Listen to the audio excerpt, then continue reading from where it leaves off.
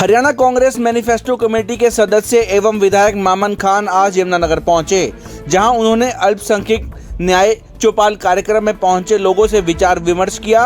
विधायक मामन खान ने कहा कि यमुनानगर में सिख, जैन, मुस्लिम, क्रिश्चियन समाज से जुड़े लोगों की समस्याओं को सुनने के लिए आज यमुनानगर में आना हुआ।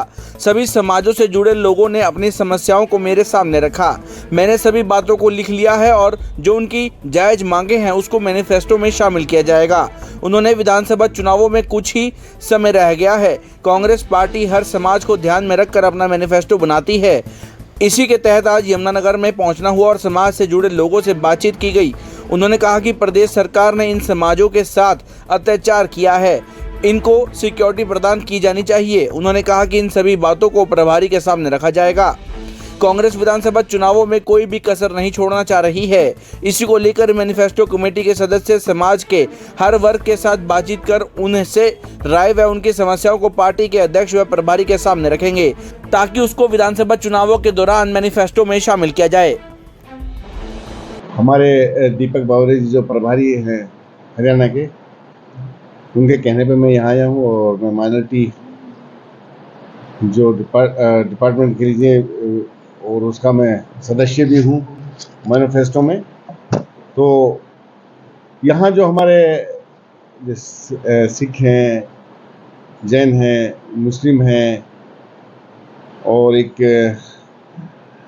क्रिश्चियन और बौद्ध तो मेरे ख्याल से यहाँ नहीं है। अब ये 5 ही जो कम्युनिटी हैं जो माइनॉरिटी में आते हैं, उनकी काफ़ी समस्या हैं, उनको सुनने के लिए मैं यहाँ आया था। और उनकी क्या क्या समस्याएं हैं, किन किन समस्याओं को हम मैनिफेस्टो में रख सकते हैं, उनको लेकर के मैं यहाँ आया हूँ। और इनकी मैंने सारी बातें सुनी हैं, चारों समाजों की, तो इन्होंने अपनी अपनी बातें रखी हैं। बस सबसे ज़्यादा तो जो हमारे सिख समुदाय है, कोई भी बात होती है, कोई भी राइट्स होते हैं, सबसे पहले माइनॉरिटी पर अटैक होता है और ना तो उनको सिक्योरिटी मिलती है। वो चाहते हैं कि हमको सिक्योरिटी प्रदान की जाए और जिस तरह से अफसर एक तरफ कार्रवाई की जाती है, वो चाहते हैं कि उन अफसरों पर भी कार्रवाई की जाए जो गरीब और जो नाजायज़ आदमियों को ये सताते हैं। और ये भी चाहते हैं ये कि हमारी जो सच्चर कमेटी की रिपोर्ट थी उसको भी लागू किया जाए। बाकी जो हमारे फादर साहब थे, उन्होंने कहा कि हमारे पास 2-2 केस यहाँ चल रहे हैं झूठे धर्म परिवर्तन के, जबकि हमने आज तक ऐसा कोई कानून अपना हाथ में नहीं लिया। हमको ज़बरदस्ती से वहाँ से घसीटा जाता है, घरों में से निकाल कर हमारे पास ज़बरदस्ती केस बनाए जाते हैं। तो ऐसे अफसरों के खिलाफ भी कार्रवाई होनी चाहिए। और जो 2012-14 में कांग्रेस ने बिल पास किए थे गुरुद्वारों के, उनको भी लागू किया जाए, क्योंकि गुरुद्वारों में जो कमेटी है वो कहते हैं कि गैर सरदार हैं, उनमें भी सरदार नहीं है। और जो हमारे कुछ मुस्लिम माइनॉरिटी के मांग थी कि जो अकादमी के उर्दू और पंजाबी को मान्यता दी थी हुड्डा साहब ने, उसको भी इन्होंने ख़त्म कर दिया है। और जो राइटर स्टेट अवार्ड था जो आज तक 6 साल से अभी तक नहीं दिए गए, इन चीज़ों को भी हमें दोबारा दिया जाए। और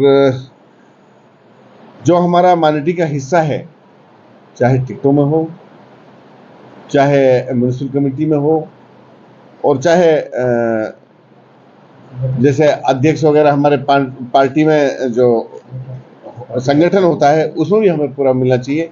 ये बातें सारी इन्होंने रखी हैं।